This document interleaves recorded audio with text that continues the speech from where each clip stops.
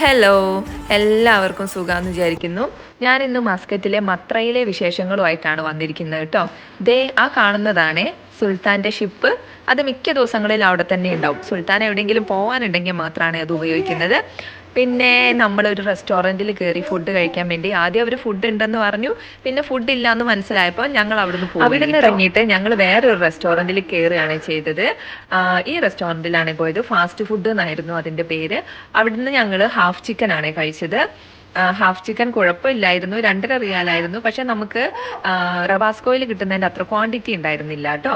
പക്ഷെ നമ്മൾ ചിക്കൻ കഴിച്ചു നോക്കിയപ്പം ചിക്കന് നാട്ടിലെ ചിക്കൻ്റെ ഒരു ടേസ്റ്റ് ഉണ്ടായിരുന്നു. ആദ്യം ഞങ്ങൾക്ക് ഇഷ്ടമായില്ലെങ്കിലും പിന്നീട് കഴിച്ച് കഴിച്ച് ഞങ്ങൾക്കത് ഇഷ്ടമായി.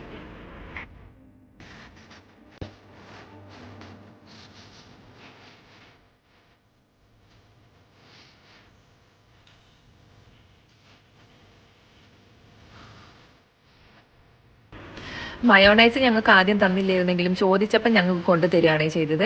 ആദ്യം ഇഷ്ടപ്പെട്ടില്ലെങ്കിലും പിന്നീട് കഴിച്ച് കഴിച്ച് അത് ഇഷ്ടമായതോടുകൂടി ഞങ്ങൾ അത് ഫിനിഷ് ചെയ്തിട്ടേ അവിടെ നിന്ന് ഇറങ്ങിയിട്ടുള്ളൂ കേട്ടോ.